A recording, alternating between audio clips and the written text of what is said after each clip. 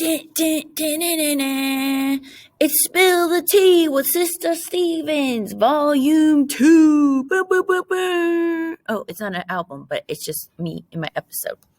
Okay, guys, here I am, and I'm about to spill the tea with you about love. Okay, so I went through just the ones that are done of Ed Puzzle 14, and you guys had some amazing questions. So let me address them one by one. I'm so proud of you guys. P.S. I Googled this article about like depression and breaking up and how many people like fall in love and then fall out of love and commit suicide. And this is really interesting. Someone in one of my classes asked me, I wonder how many people, have a situation with love where they can't be with someone or they break up and they commit suicide, like going along the play. And I thought I would Google it for you so you didn't get in trouble Googling it yourself. But just note on the side here, this is who they think I am. This is so funny. They're advertising some Beats headphones for me. That's very nice. I like those. I like that mug. I like those watches, but I don't see myself wearing those pants. I don't know, you guys. I like fashion, but then they're trying to get me to read these other things. Power of Hugs. I want to read that one next. Anyways. Oh, yeah. Gratitude is a great way to feel more cheerful. Anyways. Okay. So apparently they studied suicide, but they also studied relationships. So they studied people that were broken up for 3 months. And this was like people who had been in serious relationships. And it said that they had higher rates of depression, and if you have a higher rate of depression, you have, more of a chance that you would commit suicide, which is very sad. So please reach out to someone if you're feeling very down about a relationship that you were in and you're not in anymore. This made me sad. One thing that made me happy, though, is that out of 25 suicide attempts, only like 1 out of 25 is a success. This is really sad. And it seems like suicide is the 10th most common type of death in the U.S. So that's so sad. Man, reach out to someone if you're feeling down. And it's normal to feel down sometimes, guys. Okay, going off of that, I was also looking up some other facts, you guys. So I'll just let you guys look at these fancy pants and this nice mug here. I wrote down all your questions. One of the questions was, and this is from my English 9 class, I thought the friar was the villain, Mrs. Stevens. Why is he helping Romeo and Juliet? Well, he is helping them. He's not a villain. He is trying to be a really cool adult and be a confidant to kids. But, he should probably tell the truth at this point and end this, like giving a potion. Maybe he could give the potion, but then really quickly go to the prince and go to the parents and tell them what he has done, the secret marriage. Maybe he doesn't want to get in trouble and he's trying to cover it up. But I think the more you try to cover things up, the more ugly it can get, and you should just always tell the truth. I know a lot of people could relate to that. But yeah, he's not a bad guy. He just tried to be the cool adult, tried to marry them, tried to end the feud. Maybe he had a plan. Maybe he thought that Romeo and Juliet would come out and tell everybody. But like not enough time has gone by that he thought that they could really get in trouble with this. Okay, someone asked me, what is exile? I feel so bad you didn't know what that was. Oh my gosh. So exile is being kicked out of Verona. Like if you were kicked out of Pendleton and you couldn't come see your friends or family, you couldn't FaceTime. Well, exile is kind of like being quarantined. You can't go to the gym. At least you're not supposed to. You're not supposed to go to church, really. You can. No one can stop you. You can't go to Meijer. You can't go anywhere. So we've all kind of like faced this kind of exile where we had to stay in our houses April and May and June. So you know how depressing it really can be. Romeo too, he's like always on the move. He feels like I can't live with Lady Juliet without her for one day even, which is ridiculous. But if you have ever fallen in love, it's really hard to be away from your love at first because it hurts. Like you're obsessed with them at first. You can't help it. You're always thinking about them and you're always checking their profiles, just very creepy, but also like sweet and also like it's obsessive. So that's what dopamine does to your brain. So even if you think you can remain cool in love, no, the first time you fall in love, you're a little crazy, a little bit crazy. But Romeo, he just can't wait for time to pass for the prince to forgive and for the friar to beg pardon the prince. The friar's right. If they could just let some time happen and Romeo remains cool and doesn't get himself into trouble, maybe they could beg pardon the prince and they could beg pardon of the Capulets. He could be brought back with so much joy. That's what the friar says. Another question was, spill the tea, sis, was, if Juliet takes a potion on Thursday, won't she wake up too early? Oh, no. If Juliet takes a potion on Tuesday, won't she wake up too early for the wedding on Thursday? You are right. And another related question was, why did Capulet move up the wedding? Well, Capulet is a little bit of a fickle monster. He likes to change his mind daily. Like on Sunday, he was like, yes, maybe you can marry my daughter if it's her idea too. So you need to flirt with her, Paris. The next day he says, oh, sure, you can marry her. You know, we can plan it for Thursday. It will cheer her up. Then on, what is it, like Tuesday when Juliet comes back from confession, he moves the wedding.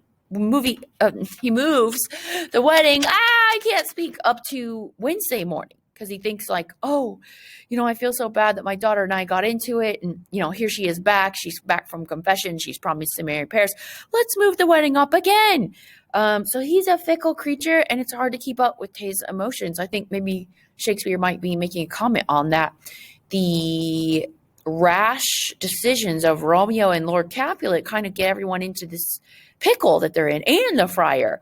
So I think maybe Shakespeare's saying maybe we should step back and slow our decisions down and maybe check with the people that we're making decisions about. Okay, another question was, this is so good, why is the family so uptight about Juliet's marriage? I agree. Well, they seem to have enough power and prestige for like 20 families, and yet they seek more. But isn't that true about people? Enough is never enough. Like, I remember thinking, oh, like once I move into this first house of mine, I'm going to be happy. This is plenty of room for us. And then our family grew and like, oh, I'm like, I don't really like this neighborhood anymore. I really need a new place and I just want more and more. I can't help it. Or last time I went shopping, I was like, this will be enough. My closet is full. And then here I am online shopping again.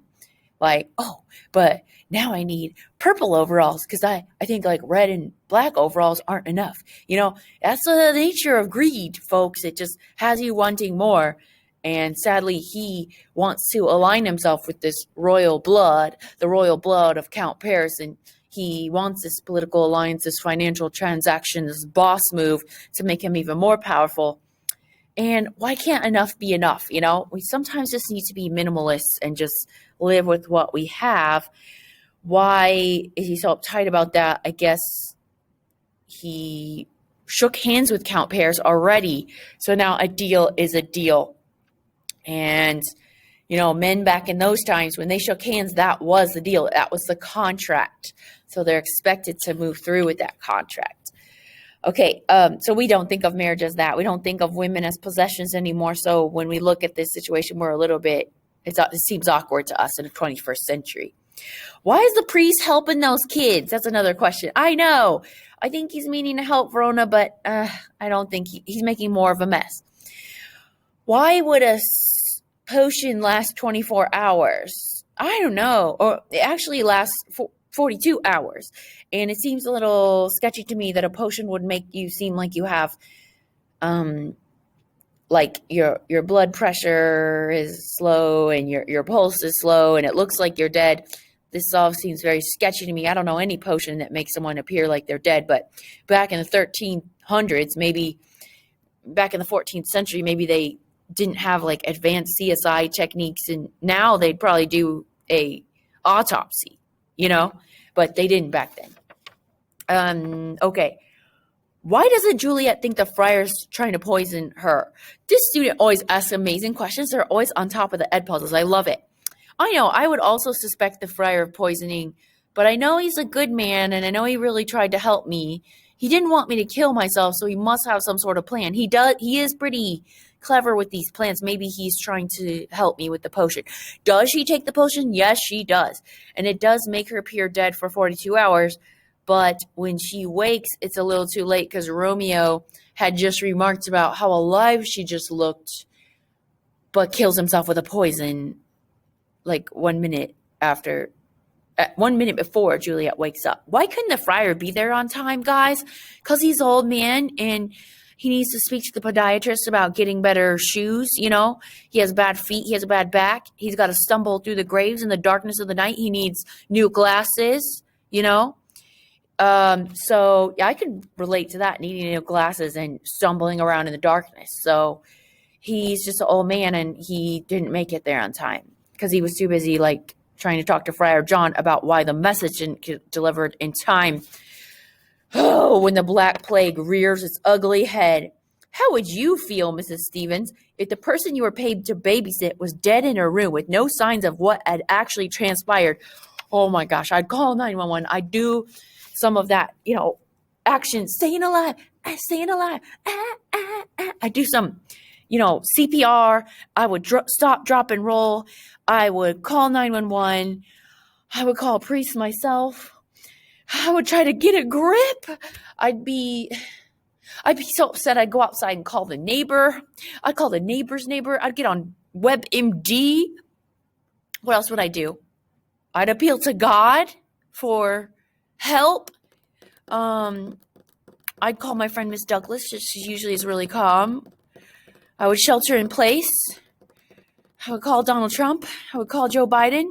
All those things. So I don't know what I would do. I don't even want to think about this terrible thing happening. But it could. And then this is a really great question. This one goes to my heart. So someone said, why leave the nurse and why leave her confidence when Juliet and the nurse are so close? Why would Juliet act on her own? Guys, that is how crazy you are when you fall in love. You tend to leave your friends and not hang out with them like you should. So you think you will escape this? No, you won't, because your friends will get mad at you. Oh, now that you've been dating that girl, you never come around and see us. Never come around and play basketball anymore. And it's sad, but you leave and cleave. I think there's a verse in the Bible about that. But yeah, when you love someone, you leave and you cleave to someone new. And it's really sad. Is there a plan? This is the final question of Spill the Tea, Volume 2. I need some graphics better than the one that I just had. But okay.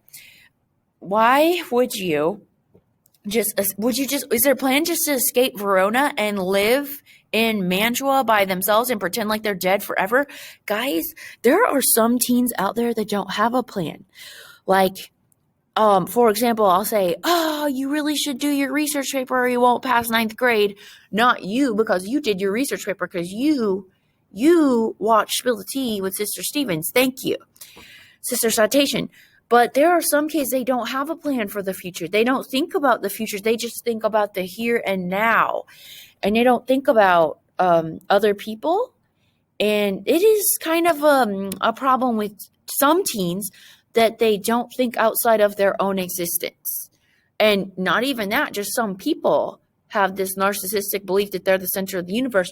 I really do think they should have thought about their parents, but I do think that their parents should have thought of them. What legacy am I leaving my child if they're living in this existence that I pay for them with a feud? What kind of a model am I being for my teen if I have this feud with another family and I'm always fighting and I am, not asking of them about their future? I think Shakespeare is making a commentary about these arranged marriages. I think they're bad. I think, teens and adults should have open conversations. So, yeah, I don't know if they were planning to be dead forever, but I'd be pretty upset if my daughter felt like she couldn't talk to me. So that was all for Spill the Tea, Sister Stevens. Thanks for watching, and I miss you, and I can't wait to see you for the end of the play. Someone asked me, how much longer is this play going to be? I think I only have to drop 2 more Ed puzzles, and they're really depressing because, instead of Romeo dying 6 times a day, he's going to die 12 times. And spoiler alert, 6 people die in this play. The movie got it all messed up. Romeo's supposed to fight Count Paris at the tomb. Lady Montague, well, she does not have a nice ending. And they're supposed to erect a golden statue, which seems fruitless because, they lost their most precious treasure. I don't know. Look in the mirror every day and realize how much of a precious treasure you are to your parents. Okay? Do me that favor. You're a miracle, and maybe your parents and your teachers don't tell you every day, but you're very special. You're a very special miracle. And if you were ever gone, that would be a tragedy for this community, and you don't understand how your life affects so many others. Harken back to Count of Monte Cristo, you honor students. You don't realize how one tiny action of giving somebody a potion or something can really affect everyone. So those are my thoughts on the play, but your thoughts on the play have really kept me excited throughout.